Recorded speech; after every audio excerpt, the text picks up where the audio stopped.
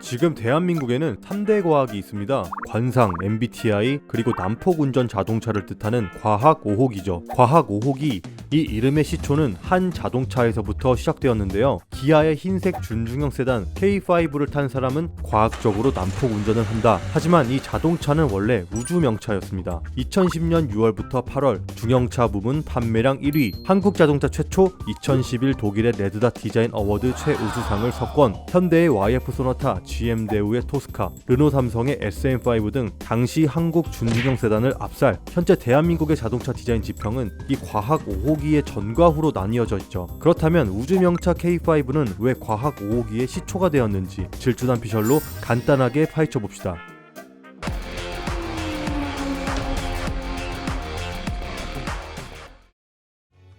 서로 세계관을 공유하는 듯이 하나로 통일된 누더기 스티커 에디션과 무대뽀로 중앙선을 가로지르는 뚝심 있는 기계, 특히 렌트카 전용 번호판 허가 달려있다면 안전거리를 확보하고 최대한 멀리 떨어지라는 농담 아닌 농담도 존재하죠. 하지만 2010년에 태어난 기아의 준중형 세단 K5 1세대는 현대자동차 그룹이라는 하나의 지붕 아래 현대에 가려진 비운의 서자였던 기아에게 산소호흡기를 꼽아준 효자 모델이었습니다. 이 K5를 기점으로 디자인 기아를 외치며 서서히 본인들만의 길을 찾기 시작했던 거죠. 2006년 아우디에서 건너온 일기당천 독일 디자이너의 손에서 태어난 이 차는 기아 로체를 잇는 호랑이 코를 기아만의 특징으로 완벽하게 정립시킨 것도 있었지만 그 당시 중후한 국산 중형 세단이 판치는 시장에서는 상상할 수도조차 없었던 스포티한 쿠페형 프로파일을 디자인 테마로 삼은 것이었죠. 거기에 감각적인 직선으로 전체적인 캐릭터를 잡아가면서도 적절한 곡선으로 볼륨감 있는 면을 섬세하게 찾아주고 마감하니까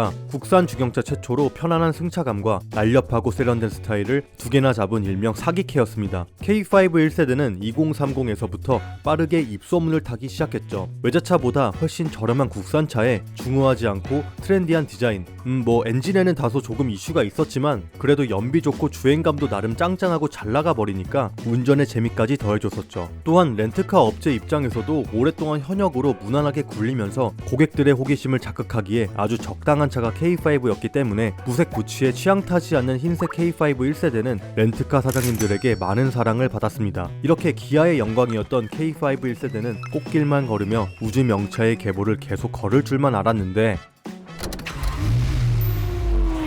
사실 K5가 흑화해버린 이유는 일부 운전자들에 의한 결과였습니다. 최근에 소카의 아반떼 N 전손 사건을 다 아시죠? 운전 경험이 많지 않은 무대포 질주 본능만 가득한 운전자들이 N이 렌트카로 풀리자마자 고성능 자동차를 이때다 싶어 렌트해 풀악셀을 밟다가 전손시키거나 차량 파손을 일으킨 사건이죠. 이 사건으로 소카는 N을 렌트할 수 있는 이용 연령 나이를 만 26세에서 만 30세로 올려버렸죠. 당시 기아 K5도 마찬가지였습니다. 파격적인 디자인과 선제적인 좋은 옵션들, 그리고 내구성까지 좋다는 K5의 소문을 듣고 호기심 많은 운전자들이 렌트에서 허 번호판을 단 채로 다소 과격한 주행을 했던 거죠. 특히 K5는 양아시카, 일명 양카라고 불리는 과하게 튜닝된 자동차들의 이미지에 대표적으로 거론되는 차입니다. 유난히 K5에 다소 어색하고 과하게 느낄 수 있는 튜닝들을 많이 한 차들을 볼 수가 있어서 K5가 과학 5호기이자 양카를 대표하는 특징으로 된 것도 있습니다. 왜 그런 걸까요? 미국에서 시작해 일본으로 넘어온 자동차 튜닝 문화는 1990년대 수출을 고려하지 않고 일본 내수 시장만을 생각해서 제작된 국산 차량,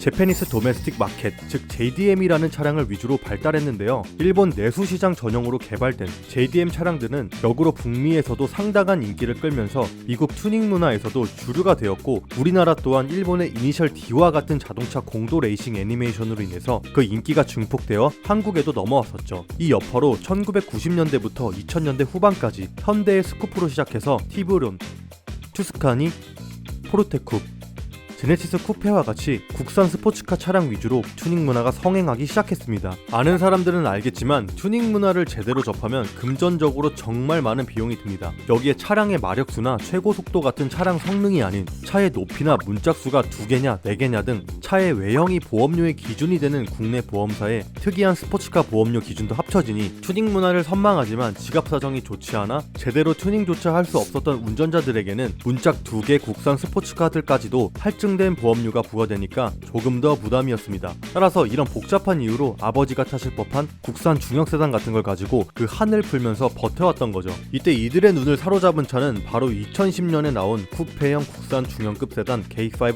1세대. 쿠페형 세단이라 함은 전고가 낮은 문이 2개인 차에 천장의 라인이 뒤로 갈수록 급격하게 낮아지는 쿠페 스포츠카의 특징을 지닌 일반 자동차를 의미하는데요. K5 1세대는 쿠페처럼 멋진 형태를 가지고 있으면서도 스포츠카로 분류되지 않았고 보험료가 할증이 되지 않았기 때문에 더 부담 없이 구입해 튜닝할 수 있었던 것도 많은 이유 중 하나였죠. 하지만 문제는 자동차 게러지 문화가 없는 한국에서 튜닝에 대한 이해도가 현저히 낮은 이런 운전자들이 단지 큰 배기 소리로 본인을 뽐내려고만 하거나 불법으로 성능이나 학력에 맞지 않는 오버스럽고 기괴한 파츠 및 데칼들을 K5에 장착하는 것이 평범한 운전자의 시선에서는 조금 거슬렸던 거죠. JDM의 시초이자 튜닝 강자였던 일본, 심지어 영화 분노의 질주의 나라 미국조차에서도 아직까지도 튜닝 문화에 대한 갑론을박이 심한데 최근 5년까지만 해도 자동차 산업에서 완주한 팔로워 역할을 했던 한국에서 시민들 인식이 자동차 튜닝이나 경주 문화에 더 익숙하지 않은 것은 당연했기 때문에 의도치 않은 K5의 튜닝 인기에 엎친 데 덮친 격으로 그 이미지가 급격하게 나빠질 수밖에 없었던 거죠. K5만 있냐고요? 한국의 과학 5호기처럼 다른 나라에서도 밈으로 소비되는 차들이 많이 있습니다. 대표적으로 BMW의 이미지와 토요타 프리우스, 닛산 알티마가 있죠. BMW의 운전의 경험이라는 슬로건답게 차주들은 스포티한 운전을 즐기는 사람들이 많습니다. 이거 보면 운전대에 우측 깜빡이와 좌측 깜빡이가 없죠. 시야에서 상향등만 보입니다. 뒤에서 하이빔으로 눈뽕 쏜다는 거죠. 죄송합니다. BMW보다 앞에 있는 운전자의 백미러에는 후미에 바짝 붙은 BMW의 콧구멍만 보인다는 밈도 좀 웃깁니다. 그리고 토요타 프리우스는 전 세계적으로 꾸준하게 잘 팔리는 저렴하고 효율적인 준중형 세단입니다. 따라서 다양한 운전자의 경우의 수가 너무 겹치기도 하고 또 많기 때문에 반복적인 운전자들의 사고 패턴이나 빌런 짓들을 조롱하는 오늘의 프리우스라는 일본판 과학 5호기 밈도 존재하죠. 또 미국에는 빅 알티마 에너지라는 말이 존재하는데 최근까지 북미 중형차 시장의 베스트셀러 중 하나였던 닛산 알티마를 다 부서지고 기괴한 형태로 고치지도 않고 타고 다니는 사람들이 꽤 많아 이런 도로 위의 시한폭탄인 알티마를 지칭하는 말이죠. 진짜 제정신 아닌 것 같긴 하네요. 하지만 이 밈들의 공통점은 하나로 같습니다. 많은 사람들이 일상생활에서 자연스럽게 또는 반복되게 경험하여 스테레오 타입으로 밈이 된 만큼 정말 많은 사람들이 타고 또 사랑하는 명차라는 겁니다. 어떻게 보면 포상인 거죠. K5의 1세대의 인기에 힘입어 2세대, 3세대까지 꾸준히 한국인들이 사랑하는 스포티한 중형 세단을 대표하는 국산차인 만큼 그 운명도 어쩔 수 없다고 생각합니다. 현재 과학 5호기의 계보는 패밀리카답지 않게 스포티한 주행감을 가지고 있는 카니발까지 이어집니다. 6기통의 가솔린 3.5리터 엔진에 의해 큰 덩치에 사람까지 많이 태워도 잘 나가는 가속력을 보여주고 많은 사람들에게 사랑을 받았기에 운명적으로 이 계보를 잇지 않았나 싶습니다. 과학 5호기라는 밈을 보면 자동차를 사랑하는 한 사람으로서 그리고 KDM 문화가 더 발전되길 바라는 사람으로서 다소 걱정되기도 하는데요. 국산차의 시장에서 요즘 현대 N과 같은 브랜드로 인해 내수 자동차에 대한 관심이 많아지는 이 시점에 잘못된 극소수의 튜너들과 비양심으로 운전하는 일부 운전자들에 의해서 과학 5호기의 이미지를 가진 자동차를 사고 싶어하는 사람들이 단지 민폐 자동차라는 이미지로 인해 구매를 망설이는 게 우려되는 마음인 거죠. 난폭 운전뿐만 아니라 튜닝을 하는 이유가 단지 남들을 추월하고 싶고 큰 소리로 뽐내고 싶다는 사실들이 양카, 과학 5호기 같은 애석한 단어들을 만들어내는 안타까운 사실이 아닐까요? 안전하게 K5나 카니발을 운행하고 있는 차주분들이 양카나 과학 5호기 같은 단어들에 상처받지 않길 바라면서 진지충 질주단은 이만 영상 마치겠습니다. 끝!